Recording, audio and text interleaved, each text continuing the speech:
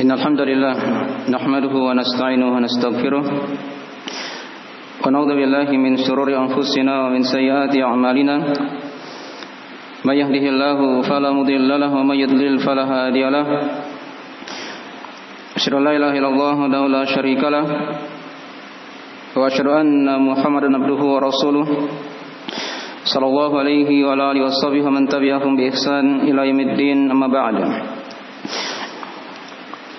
Ma'asyiral muslimin jamaah Jumat rahimani wa rahimakumullah.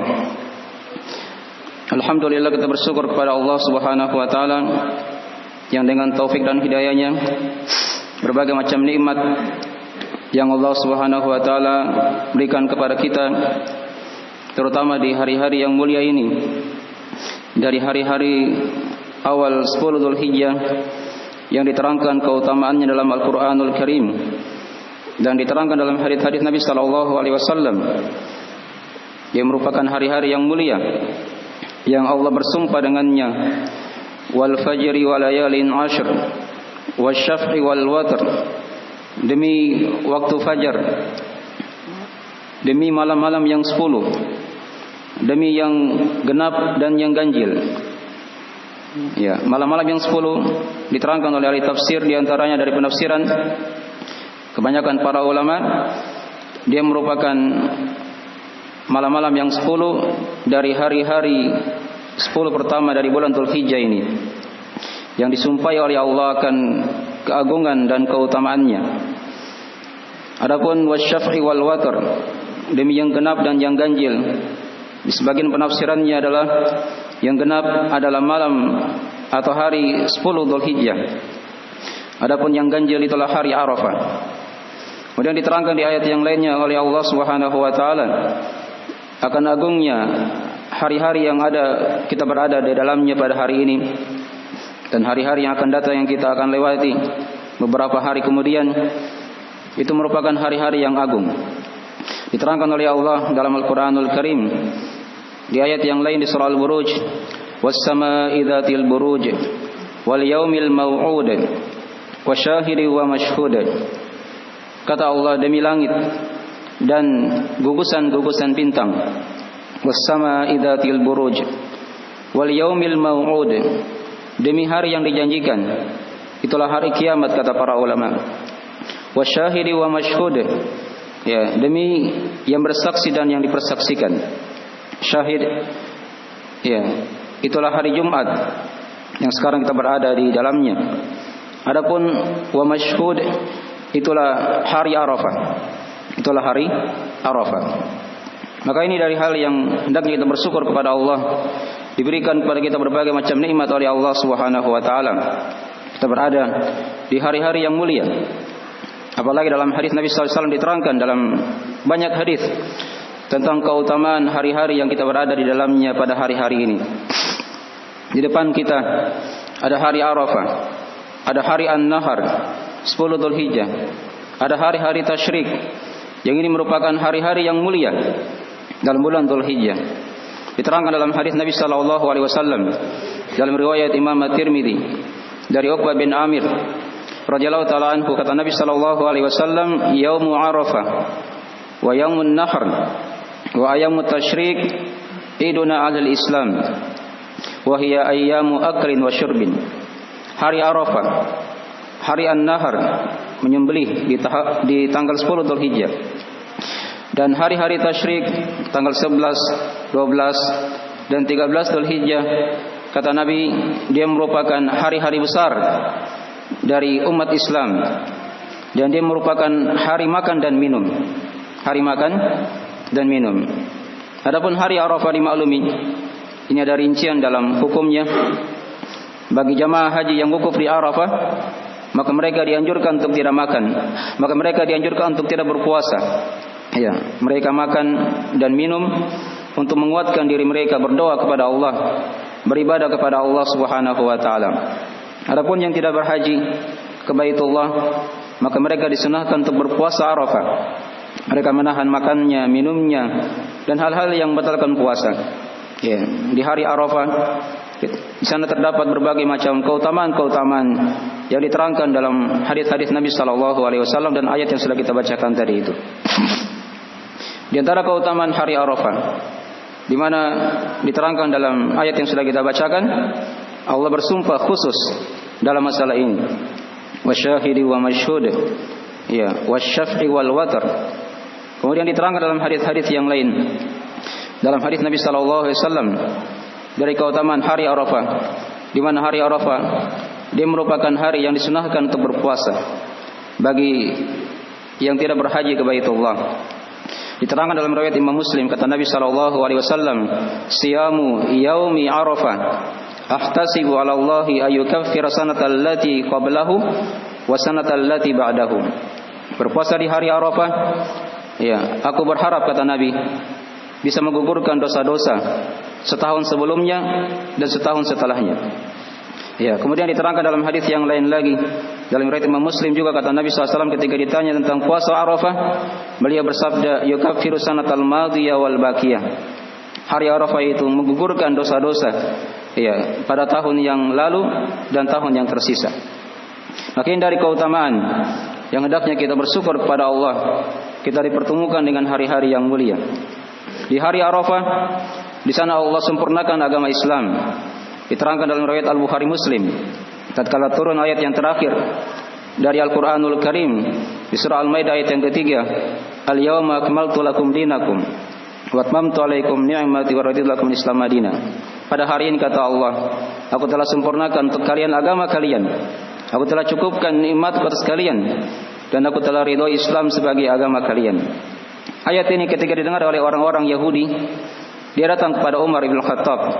Ya, dia berkata, "Wahai Amirul Mukminin, satu ayat dalam kitab kalian yang kalian baca, andai kata ayat itu turun kepada kami orang Yahudi, maka kami akan jadikan turunnya ayat tersebut sebagai hari raya." Ya, perhatikan, orang Yahudi paham akan agungnya hari turunnya surah Al-Maidah tersebut.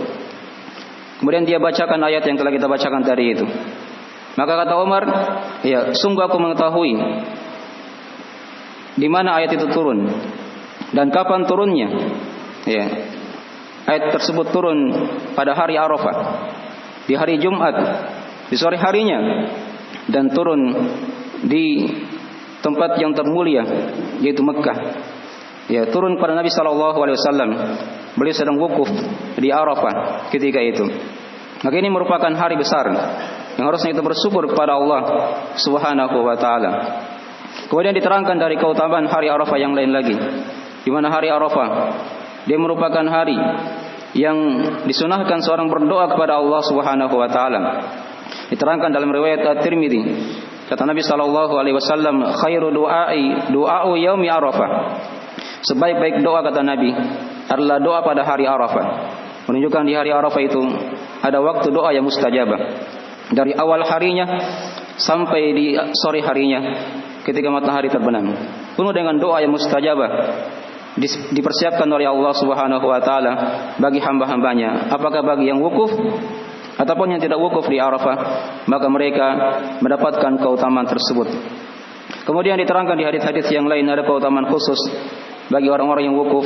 Di sana Allah turun ke langit dunia, ya, banggakan mereka orang-orang yang wukuf tersebut di depan para malaikatnya, dan mereka dipuji oleh Allah Subhanahu wa taala.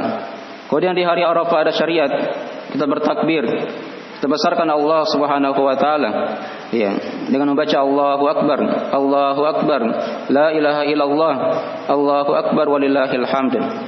Dari salat subuhnya, setelah salat subuhnya sampai berakhir di tanggal 13 Dzulhijjah dari salat asar. Makin dari hari-hari yang mulia yang hendaknya seorang hidupkan dengan ibadah, dengan takbir, wa tahlil, wa tasbih, wa tahmid kepada Allah Subhanahu wa taala. Kemudian yang kedua tadi diterangkan Yaumun Nahar, hari An-Nahar. Di hari An-Nahar ini, ya, di tanggal 10 Dzulhijjah, dia merupakan hari yang mulia juga. Yang mana kata Nabi dalam hadis riwayat Al-Bukhari, dia merupakan hada yaumul hajjil akbar. Dia merupakan hari haji yang paling besar. Dikatakan haji yang paling besar karena terkumpul dalam hari tersebut dari manasik-manasik haji yang banyak.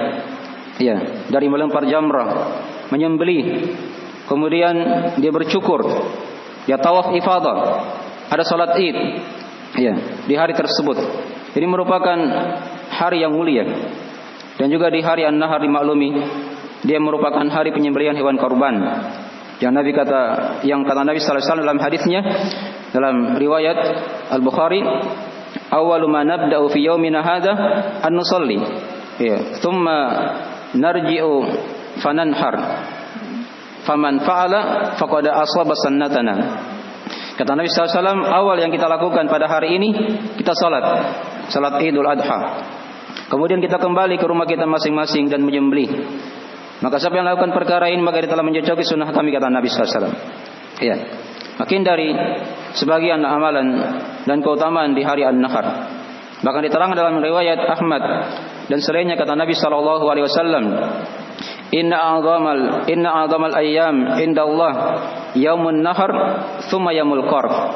Sesungguhnya hari yang paling agung di sisi Allah Subhanahu wa taala adalah hari An-Nahar, tanggal 10 Dzulhijjah, dan hari Al-Qarn, hari menetap, yaitu tanggal 11 Dzulhijjah. Ya. Kemudian di hari An-Nahar ini ada salat Idul Adha yang telah kita maklumi. Dalam Al-Quran diterangkan oleh Allah Subhanahu wa taala, "Fasholli li rabbika wanhar." Maka salatlah untuk Rabbmu dan sembelihlah, ya, hewan korban. Maka ini diterangkan sebagian dari keutamaan dari hari An-Nahar. Dan kata para ulama, ya, sebagian ulama menguatkan bahwasanya hari-hari yang termulia dari hari-hari di bulan Dzulhijjah ini, itulah hari An-Nahar, tanggal 10 Dzulhijjah. Kemudian diterangkan tadi dari 3 hari setelahnya, yaitu hari-hari tasyrik. Ya. Kata Nabi, Iduna ahlul Islam. Di mana hari Arafah, hari Nahar ini dan hari-hari tasyrik, dia merupakan hari-hari besar umat Islam. Yang hendaknya kita bersyukur kepada Allah, kita dimuliakan dengan hari-hari tersebut. Di hari-hari tasyrik Nabi bersabda dalam hadis yang lain, ayyamu tasyrik, ayyamu aklin wa syurbin wa dzikrillah. Hari-hari tasyrik dia merupakan hari-hari makan dan minum serta hari-hari berzikir kepada Allah Subhanahu wa taala. Karena padanya Allah dibesarkan di hari-hari tersebut. Seorang bertakbir memuji Allah, dia besarkan Allah Subhanahu wa taala. Dia baca alhamdulillah, dia puji Allah. Dan dia membaca la ilaha illallah, disucikan Allah Subhanahu wa taala dari berbagai macam kekurangan. Kemudian diterangkan di ayat Al-Qur'anul Karim dari keutamaan hari-hari tasyrik ini. Dalam Al-Quran di surah Al-Baqarah, kata Allah Subhanahu wa taala, "Wadhkurullaha fi ayyamin ma'dudat." Dan berzikirlah kepada Allah Subhanahu wa taala. Berzikirlah kepada Allah pada hari-hari yang telah dihitung. Itulah hari-hari tasyrik dari tanggal 11, 12 dan 13 Dzulhijjah. Ini dari sebagian keutamaan, ya, dan sebagian amalan-amalan yang hendaknya seorang dia beramal di hari-hari yang mulia ini. Dan hari-hari yang ada di depan kita, 5 hari ini, hari Arafah, hari An-Nahar, 10 Dzulhijjah, dan 3 hari tasyrik, dia merupakan hari-hari yang mulia dalam hari-hari yang ada di bulan-bulan haram dari bulan Dzulhijjah ini. Karena kata Allah dalam Al-Quranul Karim, Inna iddatasy syuhuri indallahi 12 syahra fi kitabillah yauma khalaqas samawati wal ard minha arba'atun hurum. Sesungguhnya bilangan bulan di sisi Allah ada 12 bulan. Ya. Dalam ketentuan Allah Subhanahu wa taala, hari tatkala Allah cipta langit dan bumi. Minha arba'atun hurum. Di antara 12 bulan tersebut ada 4 bulan yang dimuliakan oleh Allah. Nabi terangkan dalam hadis riwayat Al-Bukhari Muslim, ada 3 yang berturut-turut, yaitu Dzulqa'dah, Dzulhijjah, wal Muharram. Ya, yaitu bulan Dzulqa'dah, bulan Dzulhijjah, dan bulan Muharram. Bulan yang keempat adalah bulan Rajab yang terdapat di antara Jumadil Akhir dan bulan Sya'ban. Maka ini merupakan bulan-bulan yang mulia. Di depan kita ini, setelah bulan Dzulhijjah ada bulan Muharram lagi. Dia merupakan bulan-bulan yang mulia. Yang hendaknya kita memohon kepada Allah Subhanahu wa taala agar senantiasa diberikan umur panjang, diberikan kekuatan, diberikan taufik dan hidayah untuk senantiasa menggunakan waktu-waktu yang berkah ini. Di depan kita ada banyak hari-hari yang semoga Allah Subhanahu wa taala senantiasa memberikan kepada kita taufik dan kemudahan dalam menghiasi atau mengisi hari-hari tersebut dengan ibadah kepada Allah Subhanahu wa taala. Aqulu qouli hadza kama tasma'un. Astaghfirullah li wa lakum wa lisa'il muslimin min kulli dzam innahu huwal ghafurur rahim.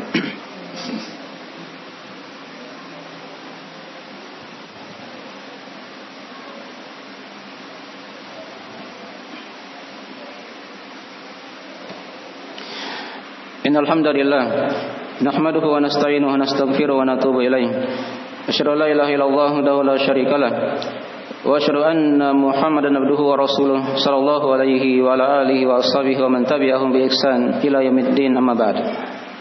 Pada khutbah yang kedua ini kita akan simpulkan dari sebagian amalan soleh yang kita amalkan, yang seorang hendaknya diamalkan di hari-hari yang mulia, di 5 hari ke depan yang mereka akan lewati. Di hari Arafah ada puasa Arafah. Di hari Arafah seorang disunahkan dia berdoa kepada Allah Subhanahu wa taala.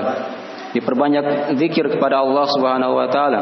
Dia bertakbir, bertahmid, ya, dia bertasbih, disucikan Allah Subhanahu wa taala. Yang dia banyak istighfar kepada Allah Subhanahu wa taala dan menjaga dari berbagai macam dari dosa dan maksiat ketika dia berpuasa, ya, kepada Allah Subhanahu wa taala. Kemudian di hari An-Nahar dimaklumi ada salat Idul Adha. Bagi yang mampu menyembelih korban, dia sembelih korban. Kemudian dia saling silaturahim kepada saudara-saudaranya dan dia doakan saudaranya dengan ucapan taqabbalallahu minna wa minkum. Semoga Allah, ya, menerima dari kita dan dari kalian. Kemudian di hari An-Nahar juga dia boleh bermain-main, bersenang-senang sepanjang hal tersebut tidak masuk dalam perkara yang diharamkan oleh Allah Subhanahu wa taala. Kemudian di hari-hari tasyrik yang sudah diterangkan tadi itu, seorang diharamkan padanya puasa. Karena kata Nabi dalam hadisnya tadi, ayyamu tasyrik ayyamu aklin wa syurbin wa dzikrillah. Hari tasyrik itu merupakan hari-hari makan dan minum. Diharamkan padanya puasa. Demikian pula pada hari An-Nahar tadi 10 Dzulhijjah, dia merupakan hari untuk bergembira. Diharamkan padanya puasa. Kecuali bagi jemaah haji yang tidak mendapatkan hewan sembelihan ketika itu, ketika dia haji tamattu atau haji qiran, maka dia bisa menggantinya dengan puasa di hari-hari tasyrik. Adapun kalau dia tidak berhaji, maka diharamkan puasa padanya. Makin dari sebagian amalan soleh yang hendaknya kita mengisinya, ya, dan hendaknya kita senantiasa berdoa kepada Allah Subhanahu wa taala, diberikan kekuatan, keistiqomahan dalam agama sampai Allah Subhanahu wa taala mematikan kita semuanya. Innahu waliyudzalika wal qadiru alaih. Innallaha wa malaikatahu yusholluna 'alan nabi. Ya ayyuhalladzina amanu shallu 'alaihi wa sallimu taslima. Allahumma shalli wa sallim ala abdika wa rasulika Muhammad wa man sara bi nahjihi ila yaumiddin minas sahabati wat tabi'in wat tabi'in wa man tabi'ahum bi ihsan ila yaumiddin. Allahumma ighfir lana dhunubana dikkaha jillaha wa awwalaha wa akhiraha wa alaniyataha wa sirraha innaka anta arhamur rahimin wa innaka antal ghafurur rahim. Allahumma taqabbal minna innaka antas samiul alim wa tub alaina innaka antat tawwabur rahim. Rabbana la tuzigh qulubana ba'da idh hadaitana wa hab lana min ladunka rahmah innaka antal wahhab. Rabbana atina fid dunya hasanah wa fil akhirati hasanah wa qina adzabannar. Allahumma arinal haqqa haqqan warzuqna ittiba'ah wa arinal batila batila warzuqna tinabah. Allahumma aminna fi awtanina wa aslih a'immatana wa walata umurina waj'al hadzal baladan amina mutma'inna wa sayra bilal muslimin. Rabbana atina fid dunya hasanah wa fil akhirati hasanah wa qina adzabannar. Ibadallah, innallaha ya'muru bil adli wal ihsan wa ita'i dzil qurba wa yanha 'anil fahsya'i wal munkari wal baghi ya'idukum la'allakum tadhakkarun. Fadhkurullaha al-'azim al-jalila yadhkurkum washkuruhu 'ala ni'amihi yazidukum wa la dzikrullahi akbar wallahu ya'lamu ma tasna'un. Aqimis shalah.